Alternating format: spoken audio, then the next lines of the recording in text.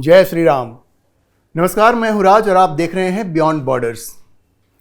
500 सालों के लंबे इंतजार के बाद अयोध्या में प्रभु श्री राम फिर से पधार चुके हैं।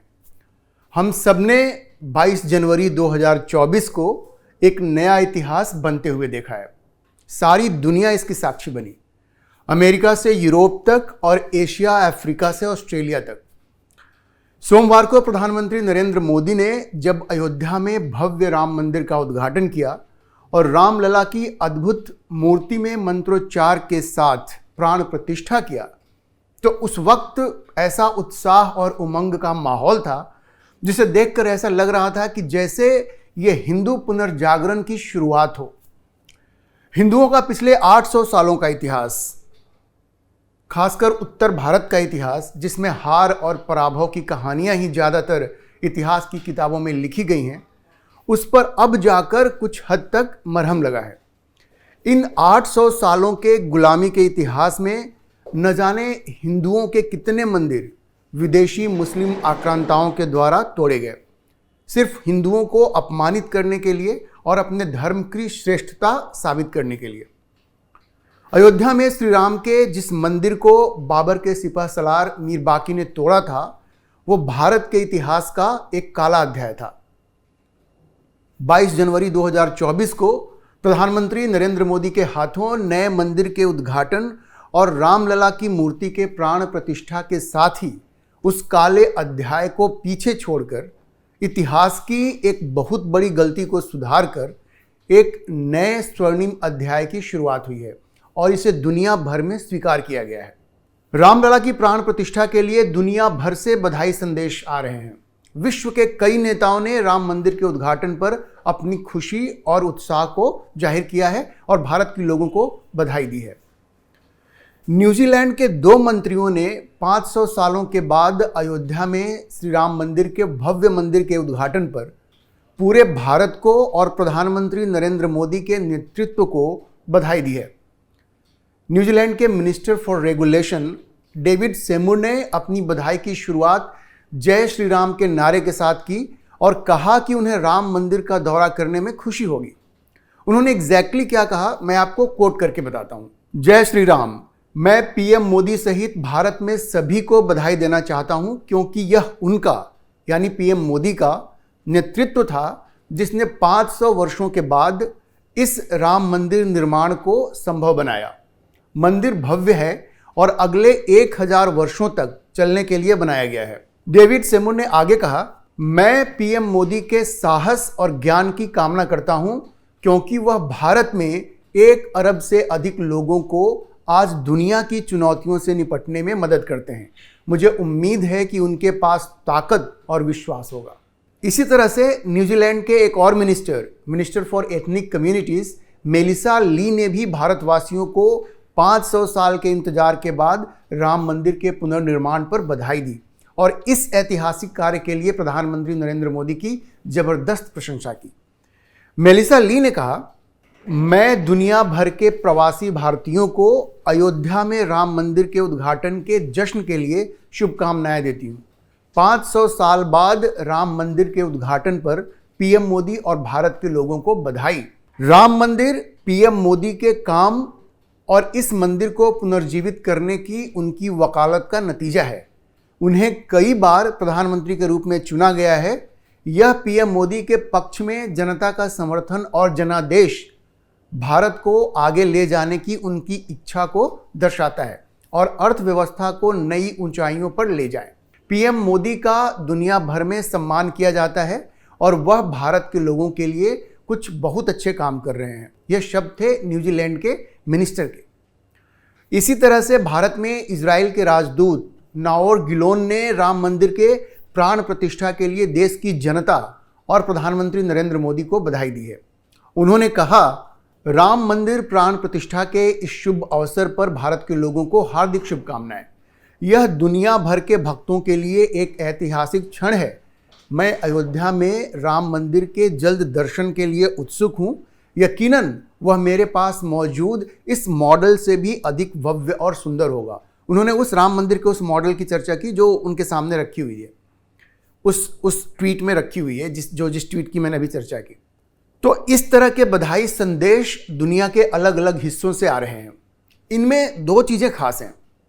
एक तो दुनिया भर के नेताओं का ये मानना कि 500 साल पहले हुई इतिहास की गलती को अब जाकर सुधारा जा रहा है।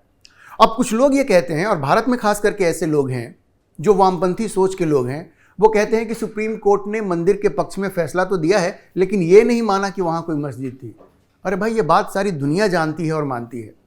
आप अभी कुतुब मीनार चले जाएं, वहाँ जो कुव्वतुल इस्लाम मस्जिद है, वहाँ एक इंस्क्रिप्शन है जिसमें लिखा है कि वह 27 मंदिरों को तोड़कर बनाया गया है। 27 मंदिरों को तोड़कर, कोई भी जाकर उसे पढ़ सकता है।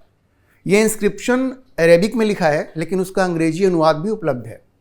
तो ये कोई कहने की बात नहीं है, ये इतिहास की एक सच्चाई है जिसे सारी दुनिया जानती है। और अब खुलकर भारत के लोगों और प्रधानमंत्री मोदी को इस बात की बधाई दी जा रही है कि इन गलतियों को सुधारा जा रहा है और हिंदुओं के खोए हुए स्वाभिमान को पुनर्जागृत किया जा रहा है। इसलिए यह कहना गलत नहीं होगा कि यह हिंदुओं के पुनर्जागरण का काल है।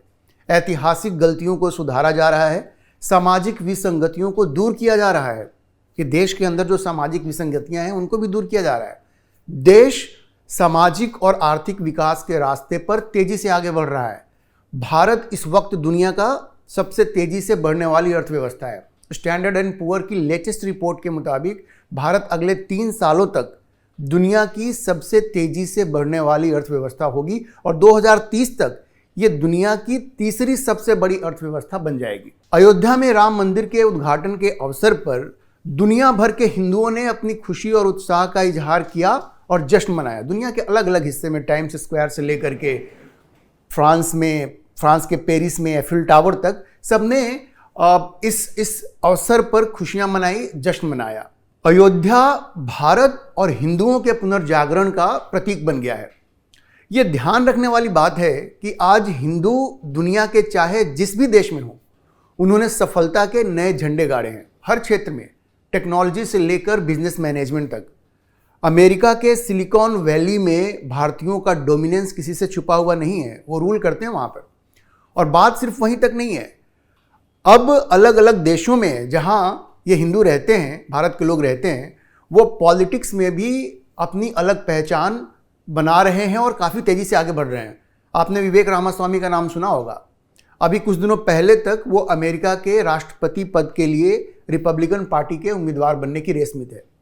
अब उन्होंने अपनी उम्मीदवारी वापस ले ली है और डोनाल्ड ट्रंप को सपोर्ट कर दिया है। और इस बात की भी संभावना है कि वो शायद उनके रनिंग मेट बन जाएं और उपराष्ट्रपति बन सकते हैं अगर डोनाल्ड ट्रंप राष्ट्रपति का चुनाव जीत जाएं तो।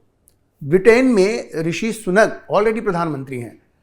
अब सोचिए, वो मंजर सोचिए कि जब ऋषि सुनक भारत आएंगे, विवेक रामास्वामी भारत आएंगे और अयोध्या जाएंगे, तो भारत के पुनर्जागरण के प्रतीक को देखकर वो कितना गौरवान्वित महसूस करेंगे। मंदिर के उद्घाटन के बाद प्रधानमंत्री नरेंद्र मोदी ने जो आज कहा वो भी बड़ा महत्वपूर्ण है। उन्होंने कहा कि राम मंदिर के उद्घाटन और प्राण प्रतिष्ठा से पूरा विश्व जुड़ा है। उन्होंने कहा कि राम लला की ये प्रतिष्ठा वसुधैव कुटुंबकम की भी प्रतिष्ठा है। प्रधानमंत्री मोदी ने वसुधैव कुटुंबकम का जो संदेश दिया वो भी काफ़ी महत्वपूर्ण है। उसकी वजह क्या है? भारत में और विदेश के भी कुछ लोगों में, खास करके जो वामपंथी विचारधारा के हैं, उनको ऐसा लगता है कि इस हिंदू पुनर्जागरण से भारत के सेकुलरिज्म को ठेस पहुंचेगी और ये खत्म हो जाएगा। लेकिन ऐसा नहीं है, क्योंकि हिंदू फिलॉसफी तो हमेशा ही वसुधैव कुटुंबकम की बात करती है। आप ये समझिए कि भारत में अगर सेकुलरिज्म जिंदा है तो उसकी वजह यह है कि यहाँ पर 80% यहाँ की आबादी हिंदुओं की है, इसलिए सेकुलरिज्म यहाँ पे है। अगर आप सोचिए, अगर ये 80% आबादी यहाँ मुस्लिमों की हो जाए तो फिर क्या यहाँ सेकुलरिज्म रह पाएगा? तो ये जो डर है कि हिंदुओं के पुनर्जागरण से सेकुलरिज्म को ठेस पहुँचेगा, इसकी कोई ठोस वजह नहीं है, क्योंकि सेकुलरिज्म, वसुधैव कुटुंबकम, ये हिंदू फिलॉसफी का एक बहुत ही इंट्रिंसिक पार्ट है।